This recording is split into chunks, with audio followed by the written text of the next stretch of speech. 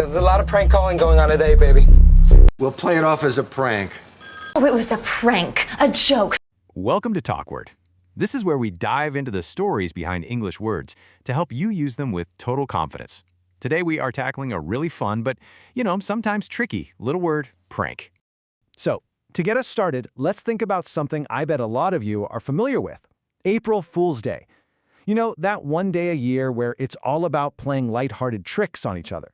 Well, that's the perfect place to begin our journey into understanding what a prank really is. But this is the big question, isn't it? It really gets to the heart of the matter. There's this fine line between a trick that's genuinely funny and one that's, well, just hurtful. And figuring out where that line is, that's the key to truly getting this word. All right, so let's break this down. To really get a grip on this word, we have to start with the basics. What does the dictionary actually have to say about it? Here it is, short and sweet, a playful or mischievous trick. But like with so many words in English, that simple definition, it doesn't even begin to tell the whole story. The real meaning, the feeling of the word, it's all about how you use it.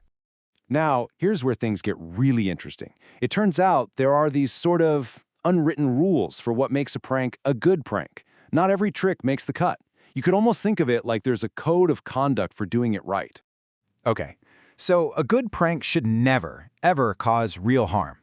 Its effects have got to be temporary, nothing permanent. It absolutely has to be surprising. But here it is, the most important rule of all. It has to be funny for everyone, and that includes the person who's the target of the joke. Yeah, that's really the crucial takeaway here. The whole point is to create a moment of shared laughter. It's not about humiliating someone or making them feel bad. It's about creating a funny memory that you can all look back on and smile about later. But what happens when the goal isn't shared laughter? Well, that's when we're talking about something totally different. This is where we cross that line from a funny prank into something that's just mean. And this chart just lays it out so perfectly. A good prank is all about fun and laughter. A bad one? It's about humiliation and hurt feelings. One creates a great story. The other can cause real distress or even damage. The intention behind it all? Well, it changes everything. That is a really, really important question.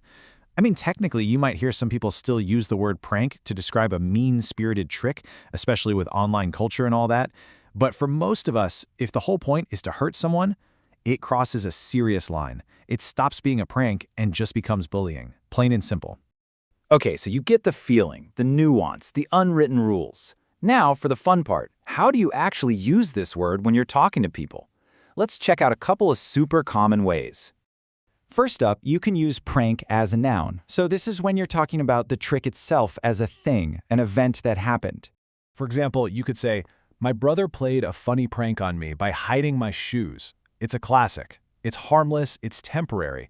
In this sentence, the prank is the actual act of hiding the shoes. It's a perfect, simple example. So that's the noun, but you can also use prank as a verb, an action word. This is when you're talking about the act of doing the trick.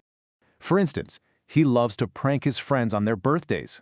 See, here, to prank is the action that he loves to do. It tells you something about his personality, right? That he's a playful guy who likes surprising his friends. And just like that, you have a much, much deeper feel for the word prank.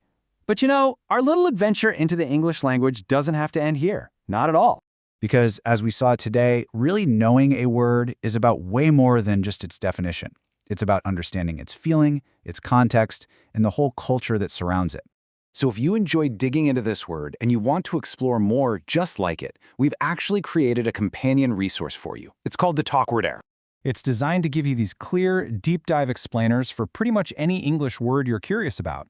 And it's all in a simple audio format so you can listen anywhere. It's all about helping you build your vocabulary with confidence.